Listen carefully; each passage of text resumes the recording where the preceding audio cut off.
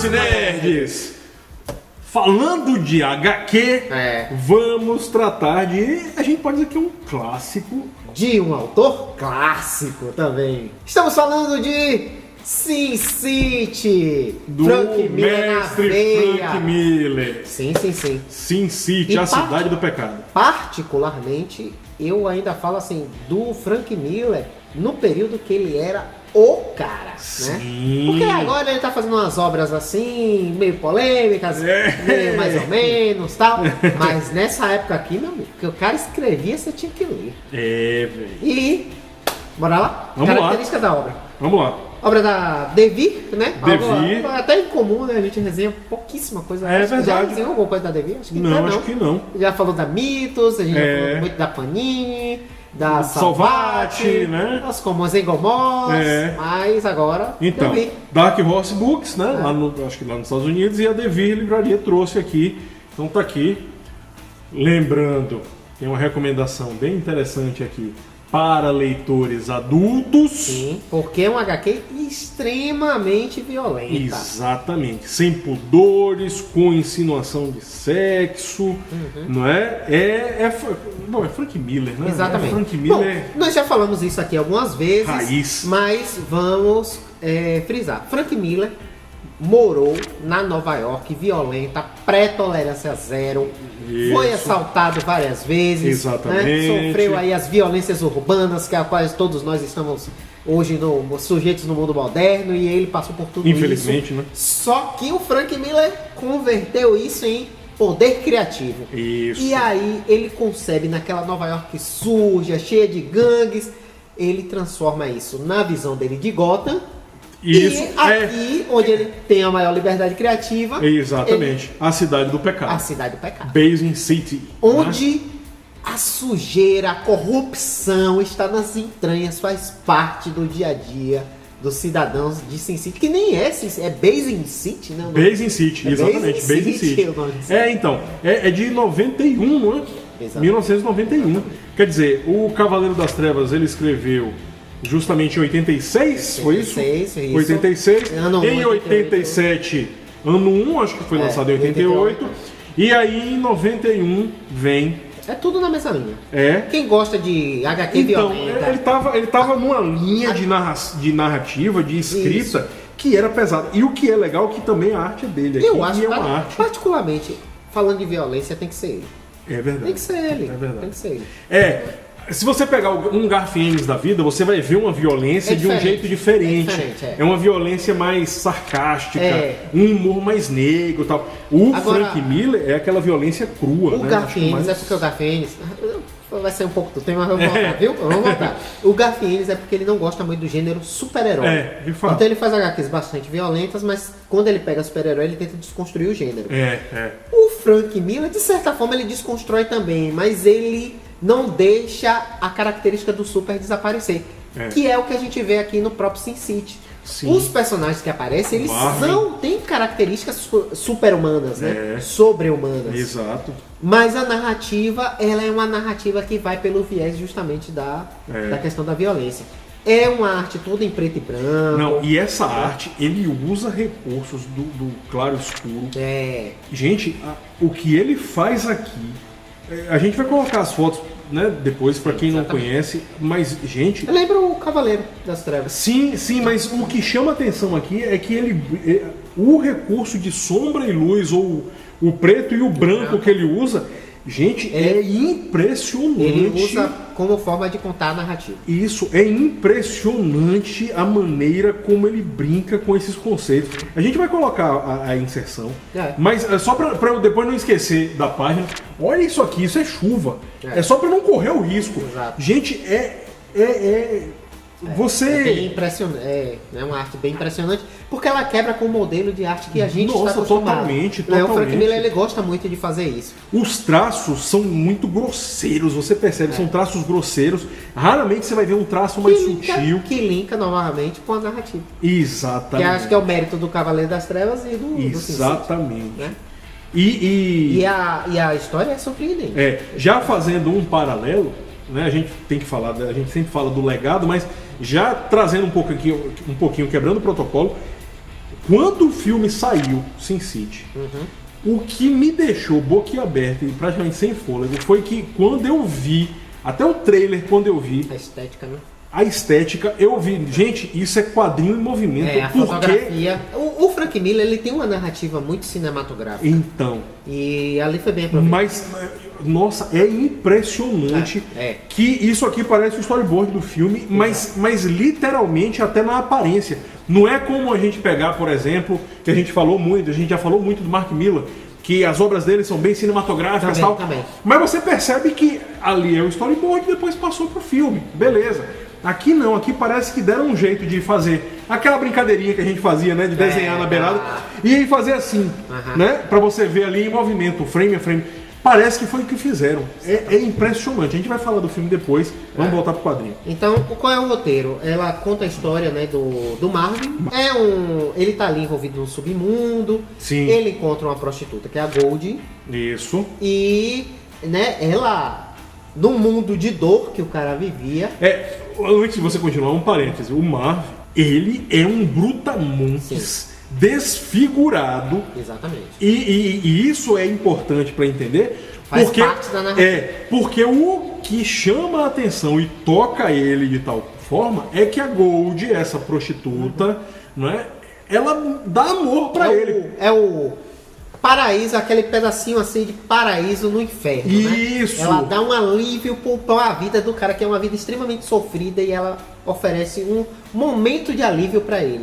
Isso é o que vai puxar toda a narrativa, porque quando ele adormece, isso aqui tudo tá na sinopse, viu, gente? Logo a sinopse. E quando o ele próprio acorda, filme, o trailer do filme mostrou isso. Quando ele acorda, ela está morta. Do lado dele. Ele é acusado pelo assassinato.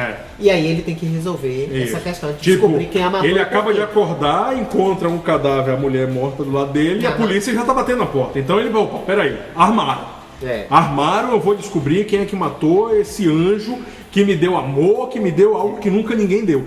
E aí, meu amigo, o cara sai ensandecido. Exatamente. E é uma máquina de guerra. O cara é um tanque de guerra. Exato. Olha... Isso, não dá pra dar muito detalhe, porque o roteiro é intenso, mas é simples. Se a gente falar muito, a gente vai acabar contando tudo. Exatamente. Mas é muito bem desenhado. A arte das mulheres, aquilo que você falou da questão da carga do preto, né? Isso. Da forma como que ele usa essa questão de sombra e luz. Isso. É realmente uma forma espetacular. E a narrativa, apesar de simples, ela vai te conquistar. Porque você vai ver, é um clichê. Exato. É um clichê típico. O cara, ele recebe o amor de uma mulher. Bem explorado. Exato. Ele recebe o amor de uma mulher, aí a mulher morre, e aí depois, né, ele mostra bem isso. Ele tem dificuldade de raciocínio, não é? Ele é uma pessoa meio bronca mesmo, meio brutona. É um bruto clássico. Exatamente. Bruto clichê. Exatamente, mais um clichê. Então aquele bruto mesmo, que sabe bater muito bem, mas raciocínio não é uma porta.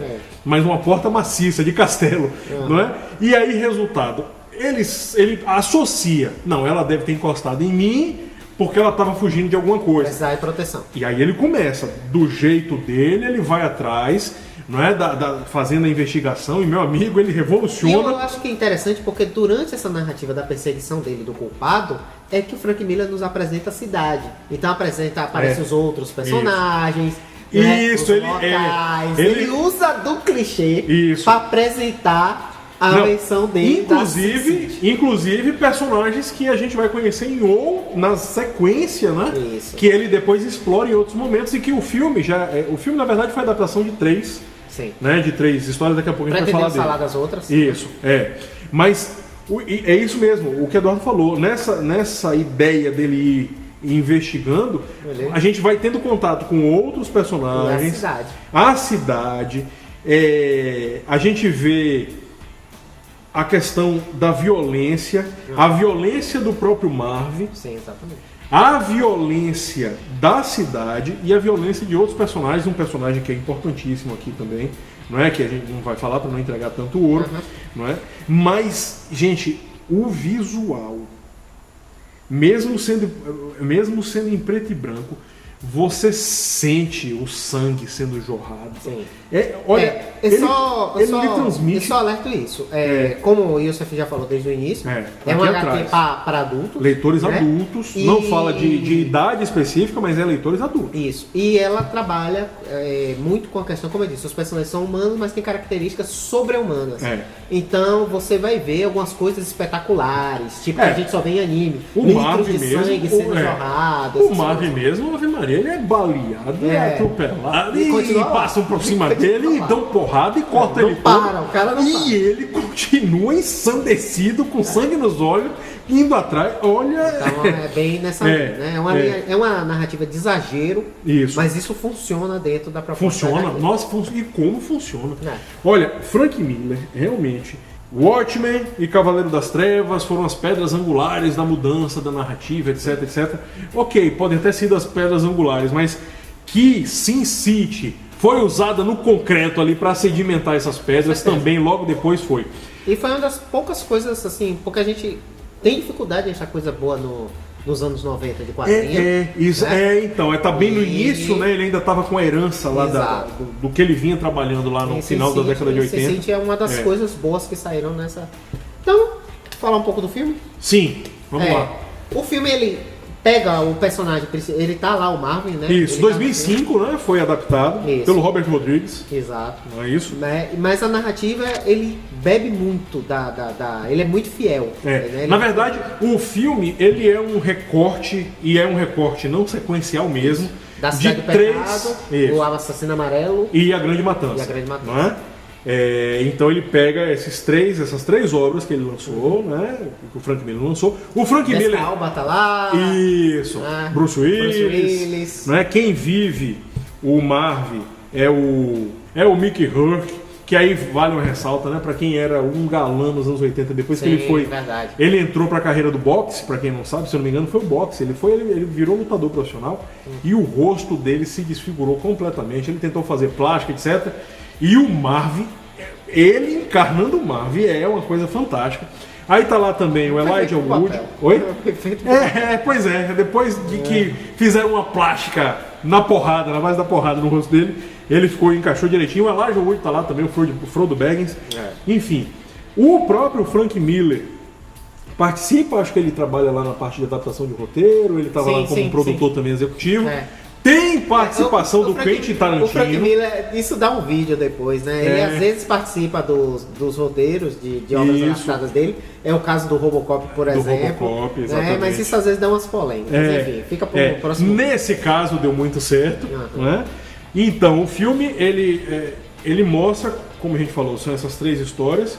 Sin City, a Cidade do Pecado. Sin City, o Assassino Amarelo. E Sin City, a Grande Matança. Recomendadíssimo. Exato, muito bom. E depois saiu a Dama Fatal. Né? A Dama Fatal eu não lembro quando foi, mas é na mesma linha. Você vai ter o mesmo visual, tal. Enfim, depois a gente pode até fazer um vídeo sobre os dois filmes, a adaptação.